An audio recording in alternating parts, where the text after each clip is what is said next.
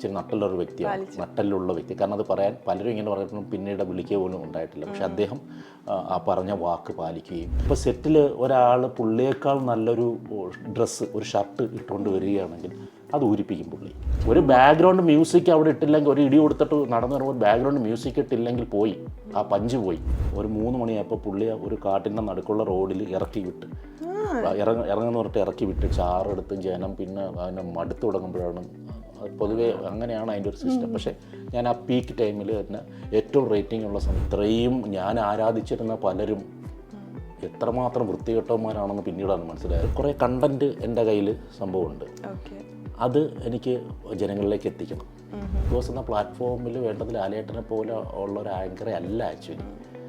അത് ഇനി നല്ലൊരാളെ കൊണ്ട് വെക്കുമ്പോൾ നിങ്ങൾക്ക് മനസ്സിലാവും. അയാളെ വെച്ചിട്ട് സീനോ ഷോട്ടോ എടുക്കാൻ പറ്റിയില്ല എന്നുണ്ടെങ്കിൽ അടുത്ത ദിവസത്തേക്ക് മാറ്റിയ എന്നാൽ അന്നത്തെ ദിവസത്തിൻ്റെ വേതനം, അന്നത്തെ ശമ്പളം അയാൾക്കില്ല. 3 വയസ്സുള്ള കൊച്ചിനെ പീഡിപ്പിക്കുന്നത് കണ്ടുകൊണ്ടിരുന്ന എൻജോയ് ചെയ്തുകൊണ്ടിരുന്നതാണോ? ഇതൊക്കെയാണ് ഈ എസ്കേപ്പിംഗ് ആണ്, ഈ ഭയമാണ് ദൈവവിശ്വാസത്തെ വളർത്തുന്നത്. പ്രണയത്തെക്കുറിച്ചുള്ളൊരു ബ്യൂട്ടിഫുൾ ഒരു പ്രണയത്തെ വരച്ച് കാണിക്കാനുള്ളൊരു സാധനമാണ് ആ സ്ക്രിപ്റ്റാണ് എഴുതിക്കൊണ്ടിരിക്കുന്നത്. ഇതുവരെയും കാണാത്ത തരത്തിലുള്ള റിയൽ പ്രണയം. ഷുഗർ ഡാഡി മീൻസ് നമ്മൾ ഇൻഡസ്ട്രിയിൽ തന്നെ ഉള്ള ഒരാളാണ്. എനിക്ക് അത്രമേൽ അടുത്തറിയാവുന്ന ഒരു ലേഡിക്ക് പറ്റിയ അനുഭവം ആയതുകൊണ്ടാണ് ഞാനത് ഇത്രമേൽ പറയുന്നത്. ഇവിടെയുള്ള ഈ പെൺകുട്ടികളെ ഫ്രണ്ട്സിന് അവിടെ കൊണ്ടുപോയി ഷോ മേടിച്ചു കൊടുക്കാമെന്ന് പറഞ്ഞ് കൊണ്ടുപോയിട്ട് വേറെ പരിപാടിക്ക് നിർബന്ധിക്കും. എന്നിട്ട് ചെയ്യുന്ന പരിപാടി എന്ന് പറഞ്ഞാൽ വേറെ പരിപാടിക്ക് നിർബന്ധിച്ചിട്ട് അതിൽ നിന്നൊരു കമ്മീഷൻ അടിക്കും. ഇത് തന്നെയാണ് അവളുടെ ജോലി. Hello everyone, welcome back to my channel. അപ്പോൾ ഇത് നമ്മുടെ കൂടെയുള്ള ഗസ്റ്റ് ഫിറോസ് ഖാൻ ആണ്. ഹായ് ഫിറോസ് ഖാൻ. ഹായ്. കാര്യങ്ങളൊക്കെ വെട്ടി തുറന്നു പറയണ കൂട്ടത്തിലല്ലേ ഫിറോസ് ഖാൻ? വെട്ടിപ്പൊളിച്ചെന്നാണ്. അപ്പോൾ എനിക്ക് കുറേ വിശേഷങ്ങളൊക്കെ ചോദിച്ചറിയുന്നുണ്ട്. റെഡി അല്ലേ? പിന്നെന്ത്, നിങ്ങൾ റെഡി അല്ലേ? പിന്നല്ലാണ്ട്. ഓക്കെ, തുടക്കം തന്നെ ഡേഞ്ചറസ് ബോയ്സ് നമ്മുടെ ഏഷ്യനൈറ്റിന്റെ ഒരു പ്രാങ്ക് എന്നൊരു കോൺസെപ്റ്റിലല്ലേ വന്നത്? അല്ല, തുടക്കം അതായിരുന്നില്ല. തുടക്കം അതിന് മുന്നേ തന്നെ പല ഷോസും ചെയ്തിരുന്നു. ദൂരദർശൻ എൻ്റെ സമയത്ത്, ഞാനന്ന് 8ലോ മറ്റോ പഠിക്കുന്ന സമയത്ത് അതിൽ ഒരു പ്രോഗ്രാമുണ്ട്, കാൽപ്പനികം എന്ന് പറഞ്ഞിട്ട്. അതിനകത്തൊരു ഡാൻസ് ഷോ ഞാൻ ചെയ്തിരുന്നു. എൻ്റെ തുടക്കത്തെ ഒരു ഷോ ടി വിയിൽ വരുന്ന അതാണ്. അത് അന്ന് ദൂരദർശൻ മാത്രമുള്ളൊരു സമയമാണ്. കേബിൾ, ഏഷ്യാനെറ്റ് അങ്ങനെയൊക്കെയുള്ള സാധനങ്ങളൊക്കെ പിന്നീടാണ് വന്നു തുടങ്ങിയത്. ദൂരദർശനിൽ ഈ പ്രോഗ്രാം ചെയ്യുന്ന സമയത്ത് ഈ പ്രോഗ്രാം അന്നൊക്കെ ഒരു പ്രോഗ്രാം വരുമെന്ന് പറഞ്ഞാൽ ചെറിയ കാര്യമല്ല. എന്നിട്ട് ഒരു സമയം തന്നിട്ട് ഈ സമയത്തിനായി വെയിറ്റ് ചെയ്തിരുന്ന സമയമുണ്ട്. അതായത് നമ്മുടെ വീട്ടിൽ ഇന്ന 5:30 ആ പ്രോഗ്രാം വരുന്നത്, ഒരു വെനസ്ഡേ. എൻ്റെ പ്രോഗ്രാം എല്ലാവരും അന്ന് ലാൻഡ് ഫോൺ വഴി എല്ലാവരും വിളിച്ചു പറഞ്ഞ് എല്ലാവരും നോക്കിയപ്പോഴും അന്ന് കഥകളിയാണ്. അന്ന് സ്ഥിരം കഥകളി വരും. ആ പ്രോഗ്രാം മാറ്റിവെച്ച് അപ്പോൾ ആകെ എല്ലാവരും വിളിച്ച് കളിയാക്കി തുടങ്ങി. പിന്നെ അത് ഒരു ടൈം ഷെഡ്യൂൾ മാറിയിട്ട് 2 ആഴ്ച കഴിഞ്ഞിട്ടാണ് അത് ടെലികാസ്റ്റ് ആവുന്നത്. അങ്ങനെയാണ് ആദ്യത്തെ എൻ്റെ ഒരു ഇത്. പിന്നെ പല പ്രോഗ്രാം ചെയ്തെങ്കിലും കുറച്ചും കൂടി റീച്ച് ആൾക്കാരിലേക്ക് എത്തിയതും എന്നെ തിരിച്ചറിഞ്ഞു തുടങ്ങിയതും ഡേഞ്ചറസ് ബോയ്സ് എന്നൊരു ഷോ കൂടിയാണ്. അത് ഏഷ്യാനെറ്റ് പ്ലസ്സിലായിരുന്നു. അതൊരു 200 എപ്പിസോഡോളം ഞാൻ ചെയ്തിരുന്നു. അതിൻ്റെ ഫുൾ ക്യാമറയ്ക്ക് മുന്നിലായാലും അതിൻ്റെ ഫുൾ എഡിറ്റിംഗ്, ആ ഒരു അതിൻ്റെ ഡയറക്ഷൻ ഓറിയൻറ്റഡ് സംഭവങ്ങളെല്ലാം ഞാൻ തന്നെ ആയിരുന്നു, ഐഡിയകളും എല്ലാം.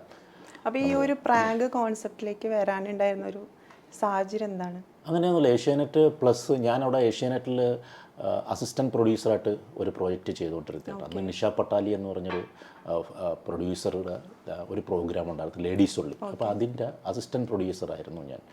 അഭിനയമോഹവുമായിട്ട് അന്നൊരു മുസ്താഖ് എന്ന് പറഞ്ഞിട്ട് നമ്മുടെ ഒരു സുഹൃത്തുണ്ട്, ഇമ്പിച്ചി ബാവയുടെ മലപ്പുറത്തുള്ള. അപ്പോൾ ഇദ്ദേഹം അവിടെ പ്രോഗ്രാം പ്രൊഡ്യൂസറായിരുന്നു. അങ്ങനെ ഞാൻ ചാൻസ് ചോദിച്ച് പുള്ളി എടുത്ത് ചെന്നപ്പോൾ എൻ്റെ ശല്യം സഹിക്കാൻ വയ്യാതെയാണ് പുള്ളി, അഭിനയിക്കാനുള്ള ചാൻസ് ചോദിച്ചത്, ശല്യം സഹിക്കാൻ വയ്യാതെയാണ് അദ്ദേഹം ഇങ്ങനെ നിഷ പട്ടാലി ചേച്ചിയുടെ അസിസ്റ്റൻറ്റ് പ്രൊഡ്യൂസറായിട്ട് നിർത്തിയത്. അതെനിക്ക് ഭയങ്കര ഒരു എക്സ്പീരിയൻസ് ആയിരുന്നു. ഒരു രണ്ട് വർഷത്തിന് മുകളിൽ ഞാൻ ആ ഒരു പ്രോജക്റ്റിൻ്റെ ഡെയിലി പോകുന്ന ഷോ ആണ്. അസിസ്റ്റൻറ്റ് പ്രൊഡ്യൂസറായി നിന്ന് കുറേ ടെക്നിക്കൽ സംഭവങ്ങളൊക്കെ പഠിച്ച് അങ്ങനെ ഇരിക്കുമ്പോഴാണ് പ്ലസിൻ്റെ ഒരു കടന്നുവരക്കം. അപ്പോൾ ആ സമയത്താണ് ഡേഞ്ചറസ് ബോയ്സ് ഞാൻ ഒരു എപ്പിസോഡ് പൈലറ്റ് ചെയ്ത് അവരെ കാണുകയും അതവർക്ക് ഇഷ്ടപ്പെടുകയും ഒക്കെ ചെയ്തിട്ട് പിന്നീട് എന്തെങ്കിലും തരത്തിൽ ഇൻഫ്ലുവൻസ് ചെയ്തിട്ടുണ്ട് ഇങ്ങനെ പ്രാങ്ക് ചെയ്യണം അങ്ങനെ ഒരു ഐഡിയ? അങ്ങനെ ഇൻഫ്ലുവൻസ് ഒന്നുമില്ല. ആ ചാനലിൽ എനിക്ക് ആക്ച്വലി അഭിനയം, ഡാൻസ്, ക്യാമറയ്ക്ക് മുന്നിലുള്ള പ്രവർത്തനങ്ങളാണ് കൂടുതൽ ഇഷ്ടം. സിനിമ പോലെയുള്ള മാധ്യമങ്ങൾ അങ്ങനെയായിരുന്നു അന്നേ എനിക്കുള്ള ഇഷ്ടങ്ങൾ.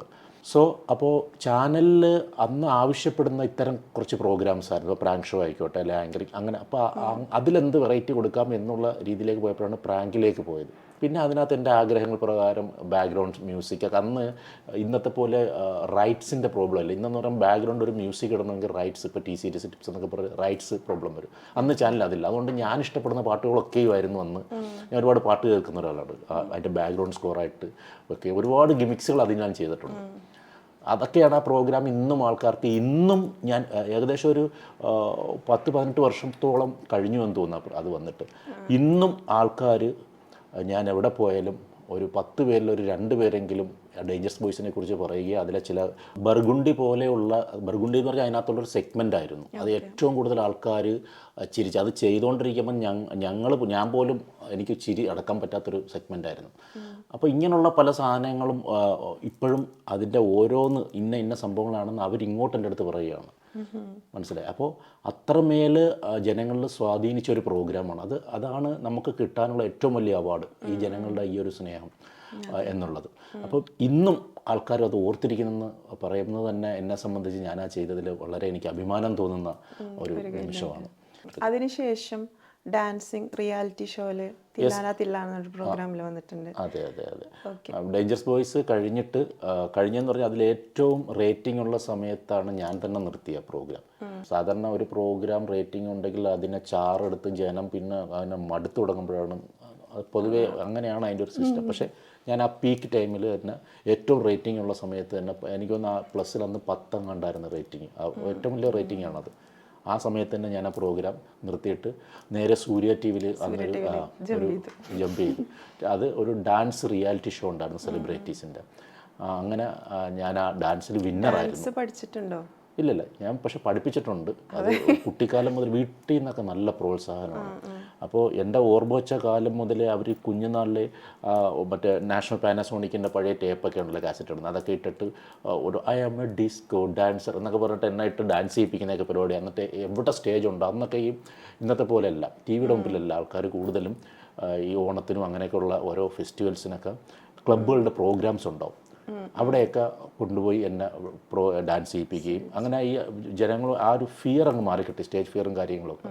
അങ്ങനെ ധാരാളം ഷോസ് ചെയ്യുകയും മിക്ക കോമ്പറ്റീഷനിൽ പങ്കെടുക്കുകയും ഭാഗ്യം കൊണ്ട് എല്ലായിടത്തും വിന്നറാവുകയൊക്കെ ചെയ്യുന്നുണ്ടായിരുന്നു. അപ്പം ഡാൻസും നമ്മുടെ കൂടെ ഉള്ള ഇഷ്ടപ്പെടുന്ന ഒരു സാധനമാണ്. അതിനുശേഷം ആങ്കറിങ് ഒരുപാട് കോളേജ് ഒരുപാട് കോളേജ് ഷോസ് ആങ്കർ ചെയ്തിട്ടുണ്ട്. പിന്നെ മറ്റ് പല ചാനലുകളുമായിട്ട് ജീവൻ ടി വി ആയിക്കോട്ടെ, സൂര്യയിൽ തന്നെ പ്രോഗ്രാംസ് ഒരുപാട് പ്രോഗ്രാം ആങ്കർ ചെയ്തിട്ടുണ്ട്. പിന്നെ ഫാഷൻ ഷോയുടെ മേഖലകളിലും ഒക്കെ ആയിട്ട് ഇങ്ങനെ ഓൾ ഇൻ ഓൾ ആയിട്ട്. പിന്നെ താരോത്സവത്തിൻ്റെ കഥ പറയുകയാണെങ്കിൽ താരോത്സവം ഒരു വലിയ ആർട്ടിസ്റ്റുകളുടെ തന്നെ വലിയൊരു റിയാലിറ്റി ഷോ ആണ്. അപ്പോൾ ഈ ഷോയിൽ എൻ്റെ ഒരു പെർഫോമൻസ്, ഒരു സോളോ പെർഫോമൻസ് ഉണ്ടായിരുന്നു. അന്ന് ജഡ്ജായിട്ട് VM വിനു എന്നൊരു ഡയറക്ടറാണ്. അപ്പോൾ എൻ്റെ ആ പെർഫോമൻസ് കണ്ടിട്ട് പുള്ളി എൻ്റെ അടുത്ത് അവിടെ ഇരുന്നുകൊണ്ട് തന്നെ പറഞ്ഞിരുന്നു, അടുത്ത അദ്ദേഹത്തിൻ്റെ സിനിമയിൽ എനിക്കൊരു ഗംഭീര വേഷം തരുമെന്ന്. അത് വാക്ക് അദ്ദേഹം ഇച്ചിരി നട്ടലുള്ള വ്യക്തി. കാരണം അത് പറയാൻ പലരും ഇങ്ങനെ പറഞ്ഞിട്ടും പിന്നീട് വിളിക്കുക പോലും ഉണ്ടായിട്ടില്ല. പക്ഷെ അദ്ദേഹം ആ പറഞ്ഞ വാക്ക് പാലിക്കുകയും മമ്മൂക്കായുടെ ഫേസ് ടു ഫേസ് എന്ന് പറഞ്ഞ സിനിമയിൽ മമ്മൂക്കായുടെ opposite main villain Thomas Punchakkadan എന്ന് പറഞ്ഞിട്ട് ഒരു കഥാപാത്രം, വളരെ ശക്തമായ ഒരു കഥാപാത്രമാണ്, അത് തരികയും. എങ്ങനെയുണ്ടായിരുന്നു മമ്മൂക്കയുടെ കൂടെയുള്ള ഒരു എക്സ്പീരിയൻസ്? എങ്ങനെയാണ് മമ്മൂക്ക അതുവരെ നമ്മൾ ടി വി സിനിമയിൽ മാത്രം കണ്ട, കുട്ടിക്കാലം മുതൽ കണ്ട ഒരാളെ നമ്മൾ നേരിട്ട് കാണുന്ന ആദ്യത്തെ എൻ്റെ ഷോട്ട് തന്നെ കൈ ചൂണ്ട്, ക്ലോസ് റേഞ്ചാണ്, കൈ ചൂണ്ടിട്ട് നീയും ഇടാൻ പോടാന്നൊക്കെ വിളിക്കുന്ന കുറേ ഡയലോഗാണ് മമ്മൂക്കായ. അപ്പോൾ അത് പറയുമ്പോഴത്തേക്ക് എനിക്ക് ആദ്യം 2-3 പ്രാവശ്യം ചെറിയ തെറ്റുകൾ പറ്റി. പക്ഷെ പുള്ളി തന്നെ എന്നെ കൂളാക്കുകയും പിന്നീട് ഓക്കെ ആവുകയൊക്കെ ചെയ്തു. പുള്ളിയുടെ എക്സ്പീരിയൻസ്, മമ്മൂക്കയെക്കുറിച്ച് പറയുകയാണെങ്കിൽ ആക്ച്വലി മമ്മൂക്ക ഒരു പാവം മനുഷ്യനാണ്.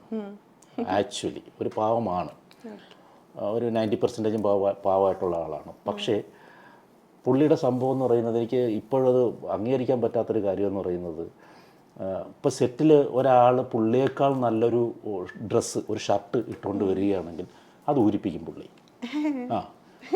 കാരണം ഒരു പ്രൊഡക്ഷനിലുള്ള ആരെങ്കിലും ആ ഷർട്ട് മാറ്റാൻ വിളിച്ച് പുള്ളിക്ക് അങ്ങനെയൊക്കെയുള്ള കുറച്ച് ഈഗോ വർക്കൗട്ടുണ്ട്. പിന്നെ അതുപോലെ തന്നെ പുള്ളി അവിടെ വന്ന പുള്ളി ആയിരിക്കണം രാജാവ്. അങ്ങനെയൊക്കെയുള്ള കുറച്ച് കാര്യങ്ങളുണ്ട്. അതിന് അടിയാളന്മാരൊക്കെ നിൽക്കുന്നവരുണ്ട്. അവർക്കൊക്കെ വീണ്ടും വീണ്ടും ചാൻസുകളുണ്ട്. ചില ആർട്ടിസ്റ്റൊക്കെ ഞാനത് കണ്ണുകൊണ്ട് കണ്ട കാര്യമാണ് അവിടെ. ആ ആർട്ടിസ്റ്റൊക്കെ പല പടത്തിലും ചെറിയ ചെറിയ വേഷങ്ങൾ പുള്ളി വിളിച്ച് കൊടുക്കും. നട്ടലില്ലാതെ നട്ടൽ ഉളച്ച് നിൽക്കുന്ന കുറേ ടീമുകളുണ്ട്. ഒരു പക്ഷേ ഞാനും അങ്ങനെ നിന്നിട്ടെങ്കിൽ പുള്ളിയുടെ രണ്ടാമത്തെ പടത്തിൽ ഞാനും ഉണ്ടായിരുന്നു. അപ്പോൾ അങ്ങനെയുണ്ട്. പക്ഷെ നമുക്കത് പറ്റില്ല. അങ്ങനെ പിന്നെ ഞാൻ ഈ പാവമെന്ന് പറഞ്ഞെങ്കിലും പുള്ളിയുടെ പല കാര്യങ്ങളും ഗ്ലോറിഫൈ ചെയ്താണ് ആൾക്കാർ. അതായത് ഞാനൊരു ഇൻസിഡൻറ്റ് ഈ അടുത്തിടയ്ക്ക് ഒരാൾ പറഞ്ഞതാണ്. അദ്ദേഹം ഒരു സിനിമാ സെറ്റിൽ അവിടെ സ്ക്രിപ്റ്റ് റൈറ്ററോ ആ സിനിമയിലൊരു വളരെ വലിയൊരു ഭാഗമായി നിൽക്കുന്ന ഒരാളാണ്. അപ്പോൾ മമ്മൂക്കയുടെ ഒരു ഷെഡ്യൂൾ കഴിഞ്ഞിട്ട് ഇദ്ദേഹം ചെന്നൈയിലോ മറ്റാണ് ഷൂട്ട്, നാട്ടിലേക്ക് എറണാകുളത്തേക്ക് വരുന്ന വഴിക്ക് പുള്ളി ഡ്രൈവ് ചെയ്താണല്ലോ വരുന്നത്, ഇയാളെ കൂടെ കൂട്ടിന് കയറ്റി. അപ്പോൾ അയാൾ വരുന്നില്ല എന്ന് മാക്സിമം പറഞ്ഞെങ്കിലും ഇല്ല നീ കൂടെ വാ എന്ന് പറഞ്ഞിട്ട് പുള്ളിയെ കൂടെ കയറ്റി കൊണ്ടുവന്നിട്ട് ഇപ്പോൾ എന്തോ ഒരു കാര്യം ഇദ്ദേഹം പറഞ്ഞപ്പം മറുപടി പറഞ്ഞാൽ ഞങ്ങൾക്ക് ഇഷ്ടപ്പെടുന്നത് എന്തോ ചെറിയ കാര്യമാണ്. പുള്ളി പറയുന്നതിനെല്ലാം എസ് മൂടിയ ഓക്കെയാണ്. അദ്ദേഹത്തെ ആ ഒരു ഏർലി മോർണിംഗ് ഒരു 3 മണിയായപ്പോൾ പുള്ളിയെ ഒരു കാട്ടിൻ്റെ നടുക്കുള്ള റോഡിൽ ഇറക്കി വിട്ട് ഇറങ്ങുന്ന പറഞ്ഞിട്ട് ഇറക്കി വിട്ടിട്ട് പുള്ളി വണ്ടി എടുത്തിട്ട് പോയിട്ട് 1/2 മണിക്കൂർ പുള്ളിയോട് നിർത്തിയിട്ടാണ് തിരിച്ചു വന്നത്. ഈ ഒരു ഇൻസിഡൻറ്റ് പക്ഷേ അദ്ദേഹം പറഞ്ഞിരിക്കുന്നത്, ആ ഇരയാക്കപ്പെട്ട മനുഷ്യൻ പറഞ്ഞത്, ഇരയാക്കിയെന്ന് എനിക്ക് പറയാൻ പറ്റത്തുള്ളൂ, ആ വ്യക്തി പറഞ്ഞിരിക്കുന്നത് ഗ്ലോറിഫൈ ചെയ്തതാണ്. മമ്മൂക്കാക്ക് പെട്ടെന്ന് ദേഷ്യം വരും, ഇങ്ങനെ പ്രവർത്തിക്കും. പിന്നെ അത് കഴിഞ്ഞിട്ട് മമ്മൂക്ക ഇൻഡസ്ട്രിയിലുള്ള ഒരാൾ, അയാളുടെ ഈ അടുത്തിടയ്ക്ക് ആ ഇൻ്റർവ്യൂവിൽ ഞാൻ കണ്ടതാണ്. ഞാൻ പെട്ടെന്ന് ആരാന്ന് ഓർക്കുന്നില്ല. ഒരു ഉള്ളൊരു കണ്ടോളൂ. അല്ല ടെക്നിക്കൽ ഫീൽഡിലുള്ളൊരു കക്ഷിയാണ്. അപ്പോൾ അന്നേരം ഈ ഇൻസിഡൻറ്റ് പക്ഷേ പുള്ളി പറയുന്നത് മമ്മൂക്കയെ ഗ്ലോറിഫൈ ചെയ്തിട്ടാണ്. അതായത് പുള്ളി അങ്ങനെ പെട്ടെന്ന് ദേഷ്യം വന്ന ചെറിയൊരു കാര്യം മതി, ദേഷ്യം വന്നപ്പോഴത്തേക്ക് ഇറക്കി വിട്ടിട്ട് ആ എങ്ങോട്ട് പോകണമെന്ന് അറിയാൻ പാതെ ഞാനവിടെ നിൽക്കുമ്പോൾ 1/2 മണിക്കൂർ കഴിഞ്ഞ് പുള്ളി തിരിച്ചു വന്ന് വിളിച്ചുകൊണ്ട് വരുന്നു. എന്നിട്ട് മമ്മൂട്ടി ഈ പറയുന്നതെന്ന് പറയുന്നത് കുറ്റമായിട്ടല്ല, പുകഴ്ത്തിയാണ് പറയുന്നത്. മമ്മൂക്കാക്ക് ഇങ്ങനെ പെട്ടെന്ന് ദേഷ്യം വരും. ഇപ്പം ഞാൻ നിങ്ങളെ വിളിച്ചുകൊണ്ട് ഒരു സ്ഥലത്തോണ്ട് ഇറക്കി വിട്ടിട്ട് പിന്നെ വന്നാൽ നിങ്ങൾ എങ്ങനെയായിരിക്കും പ്രതികരിക്കുന്നത്? എന്തുകൊണ്ട് ബാക്കിയുള്ളൊരു മമ്മൂട്ടി എന്ന് പറയുന്ന ദൈവമൊന്നും അല്ലല്ലോ. അങ്ങേരുടെ ഇങ്ങനെയുള്ള പല കാര്യങ്ങളും ഇറക്കി വിടുന്നതും സെറ്റിലുള്ള ഒരാളുടെ ഷർട്ട് മാറ്റിപ്പിക്കുന്നതും ഇങ്ങനെയുള്ള കുറേ തെണ്ടിത്തരവും തന്നെ ഉണ്ട് ഇങ്ങനെയുള്ള ക്യാരക്ടറിനെ. പക്ഷെ ബാക്കിയുള്ളവർ ഗ്ലോറിഫൈ ചെയ്ത് പറയുന്നത് കൊണ്ടാണ് വീണ്ടും ഈ തെറ്റ് ചെയ്യാൻ പുള്ളി വില്ലിങ് ആവുന്നത്. അപ്പോൾ പുള്ളിയുടെ തെറ്റുകൾ പോലും ഒരു സിനിമാ നായൻ്റെ പേരിൽ പുള്ളിയുടെ തെറ്റുകൾ പോലും ഗ്ലോറിഫൈ ചെയ്ത് പറഞ്ഞ് വീണ്ടും ഇങ്ങനെയുള്ള പല തെറ്റുകളും ആവർത്തിച്ചുകൊണ്ടേ ഇരിക്കുകയാണ് ഇന്നും. ഇങ്ങനെയുള്ള ഓരോരോ കാര്യങ്ങളുണ്ട് ഈ സിനിമ ഇൻഡസ്ട്രിയിൽ. പുള്ളിയുടെ ഇങ്ങനെയുള്ള കുറേ കാര്യങ്ങളുണ്ട്. ഇത് സാധാരണ ഒരു മനുഷ്യൻ ചെയ്തായിരുന്നെങ്കിൽ ഇപ്പോൾ എന്നെയാണ് അങ്ങനെ ഇറക്കി വിട്ടുന്നെങ്കിൽ പിന്നെ ആ വണ്ടിയിൽ ഞാൻ കയറത്തില്ല, ഞാൻ നല്ല തെറിയും കൊടുക്കും. എൻ്റെ സ്വഭാവം അങ്ങനെയാണ്. മനസ്സിലായി. പക്ഷെ അത് ഒരു പ്രാവശ്യം അത് പറഞ്ഞു കഴിഞ്ഞാൽ പുള്ളി പിന്നെ ഇങ്ങനെയുള്ള കാര്യങ്ങൾ ആവർത്തിക്കില്ല. അത് പുള്ളിയെന്നല്ല മമ്മൂട്ടിയെന്നല്ല, മമ്മൂട്ടിയുടെ കാര്യമാണ് നമുക്ക് ഏറ്റവും കൂടുതൽ അറിയാവുന്ന ഇൻഡസ്ട്രിയിൽ. അപ്പോൾ ഇങ്ങനെ ഗ്ലോറിഫൈ ചെയ്യുന്ന ഒരു വിഭാഗം ആൾക്കാരുണ്ട്. എന്തിനാണത്? അത് ഈ താര ആരാധനയാണ്. 100-300 പേരുടെ കഷ്ടപ്പാടാണ്, ഒരുപാട് പേരുടെ കഷ്ടപ്പാടാണ് ഒരു സിനിമ എന്ന് പറയുന്നത്, ഒരാളുടെ അല്ല. പക്ഷേ ഇവരെല്ലാം ഈ ഒരാളെയാണ് ആരാധിക്കുന്നത്. അപ്പം മമ്മൂക്കട മാത്രം ഇത് അങ്ങനെയാണെങ്കിൽ മമ്മൂട്ടി അഭിനയിക്കുന്ന എല്ലാ പടവും വിജയിക്കണം, മോഹൻലാൽ അഭിനയിക്കുന്ന എല്ലാ പടവും വിജയിക്കണം. ഒരു ദിവസം പോലും ഇത് തികച്ചോടാത്ത പടങ്ങളുണ്ട്. അപ്പോൾ ഒരു ക്രൂവിൻ്റെ കഴിവാണ്. ഒരു ബാക്ക്ഗ്രൗണ്ട് മ്യൂസിക് അവിടെ ഇട്ടില്ലെങ്കിൽ, ഒരു ഇടി കൊടുത്തിട്ട് നടന്നു വരുമ്പോൾ ബാക്ക്ഗ്രൗണ്ട് മ്യൂസിക് ഇട്ടില്ലെങ്കിൽ പോയി, ആ പഞ്ച് പോയി. മനസ്സിലായോ? പക്ഷേ ഇതെല്ലാം എൻഡ് ഓഫ് ദി ഡേ പറയുന്ന ആ മമ്മൂട്ടി അല്ലെ മോഹൻലാൽ, ആ ഹീറോയിസം എന്താണിത്? ഈ ആരാധന തലയ്ക്ക് കയറിയത് കൊണ്ടാണ് ഈ കുഴപ്പം. മനസ്സിലായോ? അത് നമ്മളൊരു എൻ്റർടൈൻമെൻറ്റിന് ഒരു സിനിമ കാണുക, അതവിടെ കഴിയുക. നമുക്ക് കുറേ ന്യൂ കമ്പേഴ്സിനെ സപ്പോർട്ട് ചെയ്യാറുണ്ട്, പുതിയ നല്ല കാര്യം, അത് നല്ലതാണ്. ഇപ്പോഴും നിങ്ങൾ പുള്ളിയുടെ നല്ലത് മാത്രമാണ് പറയുന്നത്. നല്ലത് 1000 പേര് പറയുന്നുണ്ട്. പക്ഷേ പുള്ളിയുടെ കുറ്റം എടുത്ത് കണ്ടില്ല. പുള്ളി അത് ചിലപ്പോൾ തിരുത്തും. അത് മനസ്സിലായേ? പുള്ളി തിരുത്തട്ടെ. കുറ്റം എന്ന് പറഞ്ഞാൽ കുറ്റമില്ലാത്ത മനുഷ്യരില്ല. പക്ഷേ ഇതൊക്കെയെന്ന് പറഞ്ഞാൽ നീചമായ പ്രവൃത്തിയില്ല. ഒരാളെ ഏർലി മോർണിംഗിന് റോഡിൽ വിളിച്ചുകൊണ്ട് വന്നിട്ട് റോഡിൽ ഇറക്കി വിടുക, നല്ലൊരു ഷായലൊക്കെ ഇട്ട് നല്ലൊരു ഷർട്ട് ഇട്ട് കഴിഞ്ഞാൽ ആ ഷർട്ട് ഉരിപ്പിച്ച് വിടുക.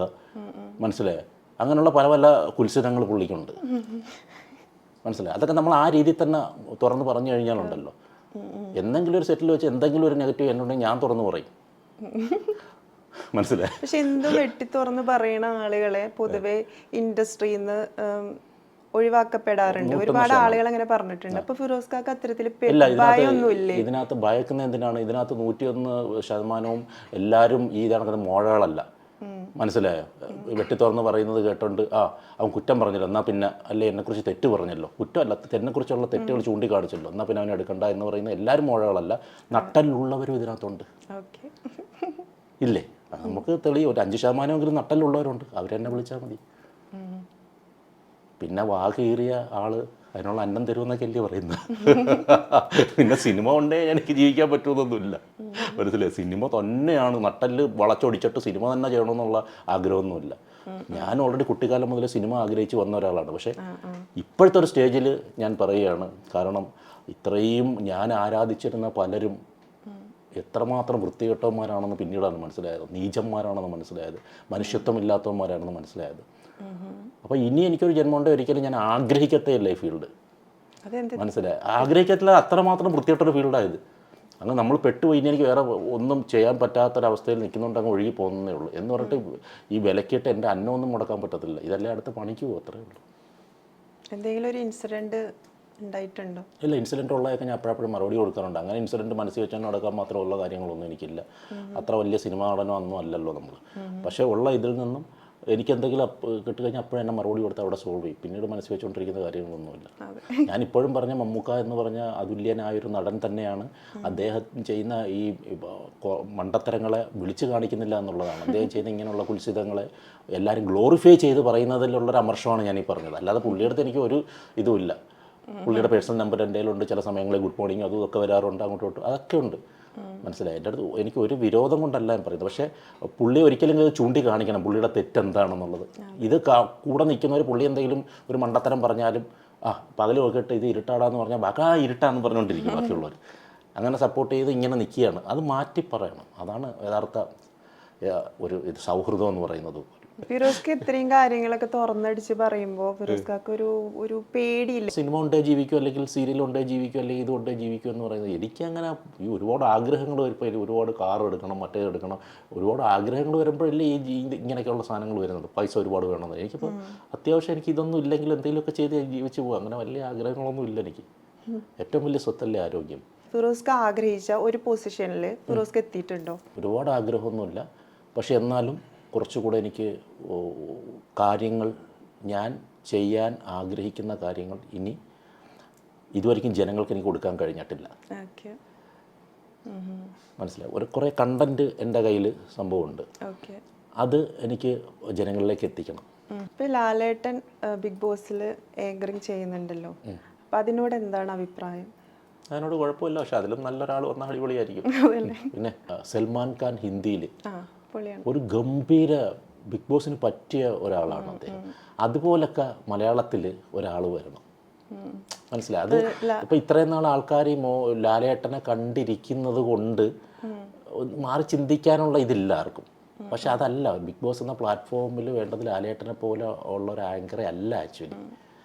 അത് ഇനി നല്ലൊരാളെ കൊണ്ടുവെക്കുമ്പോൾ നിങ്ങൾക്ക് മനസ്സിലാവും. ഇപ്പോൾ ഞാൻ പറഞ്ഞ ഒരു പക്ഷേ എന്നെ തെറി വിളിക്കാൻ 100 പേരെ തെറി വിളിക്കാൻ ഉണ്ടാവും. അതുകൊണ്ട് മാറി ചിന്തിക്കാനുള്ള ഇതില്ല. അവിടെ വേറൊരു പവർഫുൾ ഒരു ആർട്ടിസ്റ്റിനെ കൊണ്ടുവെക്കുകയോ ഒക്കെ ചെയ്യുകയാണെങ്കിൽ കഥ മൊത്തം മാറും. ഇങ്ങനെ ആയിരിക്കത്തില്ല. അതിൻ്റെ ഏറ്റവും വലിയ ഉദാഹരണം ഹിന്ദിയൊക്കെ എടുത്ത് നോക്കിയാൽ മതി. സൽമാൻ ഖാൻ്റെ ഏറ്റവും നല്ലൊരു ഉദാഹരണമാണ് അതിന്. കാരണം ലാലേട്ടൻ ആ സമയത്ത് ഒരുപാട് വിമർശനങ്ങൾ, പ്രത്യേകിച്ച് ഈ 6ാമത്തെ സീസണിലാണ് ഏറ്റവും മോശമായ ആങ്കറിങ് ചെയ്തത്. ഒരു ആങ്കറിൻ്റെ പൊസിഷനിൽ നിന്നിട്ട് ചെയ്യാൻ പറ്റാത്ത കാര്യങ്ങളിൽ കൂടിയാണ് പുള്ളി കടന്നുപോയത്. സീരിയലാണോ കൂടുതൽ കംഫർട്ട്, സിനിമയാണോ കംഫർട്ട്? രണ്ടും കംഫർട്ട് തന്നെയാണ്. പക്ഷെ സിനിമ ആകുമ്പോഴത്തേക്ക് റെക്കോർഡിക്കലാണ്. അത് നമുക്ക് എത്ര നാൾ കഴിഞ്ഞാലും നമുക്ക് കാണാൻ പറ്റും. അതൊരു ഒരു ഒരു ഭാഗമായി കലയുടെ ഒരു ഭാഗമായി മാറുന്നൊരു സാധനമാണ്. സീരിയൽ എന്ന് പറഞ്ഞാൽ ഇന്ന് കാണും, അത് പിന്നീട് കുറേ നടന്നു കഴിഞ്ഞാൽ വീണ്ടും നമ്മൾ റിപ്പീറ്റ് സീരിയൽ കാണുകയില്ല. പരിമിതിയുണ്ട് കുറച്ച്, മനസ്സിലായോ? അത് പറഞ്ഞതുപോലെ അഭിനയങ്ങൾ രണ്ടിലും ഒരേ രീതികൾ തന്നെയാണ്, ഒരേ ഫോട്ടൊക്കെ തന്നെയാണ് നമ്മൾ എടുക്കുന്നതെങ്കിൽ ആക്ടർ എന്ന രീതിയിൽ.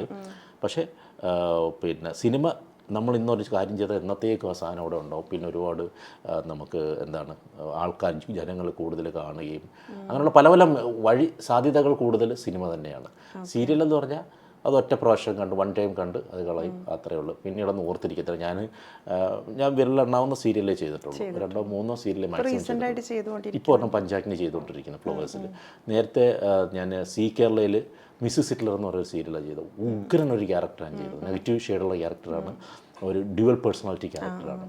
ഒരു സ്ത്രീയായിട്ടും പുരുഷനായിട്ടും വരുന്നതാണ്. തുടക്കത്തിൽ തന്നെ ഒരു പക്ക ഒരു സ്ത്രീയായിട്ട് വന്ന് ക്ലാസിക്കൽ ഡാൻസ്, എനിക്ക് ക്ലാസിക് ഡാൻസ് അറിയത്തില്ല. അന്ന് അതിലെ നായികയാണ് മേഘനയാണ് എന്നെ ട്രെയിൻ ചെയ്യിപ്പിച്ച് 1 മണിക്കൂർ കൊണ്ട് ട്രെയിൻ ചെയ്യിപ്പിച്ച് ചെയ്തതാണ്. അപ്പോൾ എന്നെ കാണിക്കുന്നതിൻ്റെ ഒരു ക്ലാസിക് ഡാൻസറായിട്ടാണ്. അപ്പോൾ അത് കണ്ടിട്ട് കുറേ പേര് എന്നെ വിളിച്ചിട്ട് അപ്രിഷ്യേറ്റ് ചെയ്യുകയൊക്കെ ചെയ്തിരുന്നു. ഞാൻ അന്ന് എല്ലാവരും വിചാരിച്ചത് ഞാൻ ക്ലാസിക് ഡാൻസർ ആണെന്നുള്ള ഇതാണ്. അപ്പോൾ ഞാൻ പറഞ്ഞു വന്നത് അതിൽ അത്രയും ശക്തമായ ഒരു ക്യാരക്ടർ, ഗംഭീര ക്യാരക്ടറായിരുന്നു ചെയ്ത്, എങ്കിലും ആൾക്കാർക്കൊന്നും അത് ഓർമ്മ പോലും ഇല്ല. ഇത് നേരെ കുറിച്ച് അതൊരു സിനിമയിലായിരുന്നെങ്കിൽ അതിൻ്റെ കളർ മാറിയേനെ. ഫിലിം ഇൻഡസ്ട്രിയിൽ ഈ ഹേമ കമ്മിറ്റി പോലത്തെ സംഭവങ്ങൾ സീരിയലിലുണ്ടോ? ഹേമ കമ്മിറ്റി പോലത്തെ ഒരു സാധനം ഇല്ലെങ്കിലും ഇതിനകത്തും അത്രയില്ലെങ്കിലും കുറച്ചൊക്കെ കുറ്റകൃത്യങ്ങൾ ഇതിനകത്ത് നടക്കുന്നുണ്ട്. അതിനിപ്പോൾ ഈ ഹേമ കമ്മിറ്റിയുടെ കാര്യങ്ങളൊക്കെ പൊങ്ങി വന്നപ്പോൾ തന്നെ ഒരു ഡയറക്ടറെക്കുറിച്ച് ഏതൊരു സീരിയൽ ചെയ്ത ഡയറക്ടറെക്കുറിച്ച് ആരോ പരാതി കൊടുത്ത് പൊങ്ങി വന്നായിരുന്നു. അങ്ങനെ ഇതിനകത്തും ഉണ്ട്, പക്ഷെ സിനിമയുടെ അത്ര ഇല്ല. സിനിമ അങ്ങനത്തെ ഒരു മേഖലയല്ല ഇത് കുറച്ചുകൂടെ സേഫാണ്. എങ്കിലും ഇതിനകത്തും ക്രിമികളുണ്ട്, പക്ഷേ കുറച്ചുകൂടെ സേഫായിട്ടുള്ളൊരിതാണ്. ടൈമിനാണ് ലോകത്ത് ഏറ്റവും വലിയ വാല്യൂ എന്ന് പറയുന്നത്. ടൈം, നമ്മുടെ സമയം. ഈ സമയം ബ്ലോക്ക് ചെയ്ത് ഇന്ന ദിവസം ഇന്ന ആർട്ടിസ്റ്റിനെ വിളിച്ചിട്ട് ബ്ലോക്ക് ചെയ്ത് അവനെ രാവിലെ അവളോ രാവിലെ കൊണ്ടിരുത്തി മേക്കപ്പ് ഇട്ട് വിത്ത് കോസ്റ്റ്യൂം എല്ലാം ഇടിപ്പിച്ച് ഇതാക്കി ഇരുത്തിയിട്ട് രാത്രി വരെ ഇരുത്തും. ചിലപ്പോൾ ഇരുത്തിയിട്ട് ഇത് നടക്കുന്ന സംഭവമാണ്, ഇപ്പോഴും നടന്നുകൊണ്ടിരിക്കുന്ന സംഭവം. രാത്രി വരെ ഇരുത്തിയിട്ട് അന്ന് അയാളെ വെച്ചിട്ട് സീനോ ഷോട്ടോ എടുക്കാൻ പറ്റിയില്ല എന്നുണ്ടെങ്കിൽ അടുത്ത ദിവസത്തേക്ക് മാറ്റിയ അന്നത്തെ ദിവസത്തിൻ്റെ വേതനം, അന്നത്തെ ശമ്പളം അയാൾക്കില്ല. പണ്ട് മുതലേ ഉള്ള സംഭവമാണ്. അപ്പോൾ ഇതൊക്കെ കംപ്ലൈൻറ്റ് ചെയ്യുന്നുണ്ട്, പക്ഷേ ഇതൊന്നും പുറത്ത് വരികയോ ഒന്നും ചെയ്യുന്നില്ല. എനിക്കത് അതിശയം തോന്നുന്നൊരു കാര്യമാണ്. ഇത്രയും കാര്യങ്ങളൊക്കെയും, അതായത് ഏതൊരു കാര്യത്തിനും എല്ലാ സംഘടനകളും അല്ലെങ്കിൽ പല കാര്യങ്ങളും പല സംഭവങ്ങളും വാതുറന്ന് പറയുന്നവരൊക്കെ ഉണ്ടായിട്ടും എന്തുകൊണ്ടാണ് ഇതിനൊരു മാറ്റം വരാത്തതെന്ന് എനിക്കറിയില്ല. അത് ചിലപ്പോൾ ഈ ഇൻ്റർവ്യൂ കാണുന്നവർ എന്നെ ചിലപ്പോൾ സീരിയലിൽ പോലും വിളിക്കത്തില്ലായിരിക്കും, കുഴപ്പമില്ല. പക്ഷേ അങ്ങനെ ഒന്ന് ആലോചിച്ച് നോക്കണം, നമ്മൾ എന്തുമാത്രം ഇൻസൾട്ട് ചെയ്യുന്നതിന് തുല്യമാണ് അത്. മനസ്സിലായോ? അത് ഇനിയും മാറ്റം വരണം.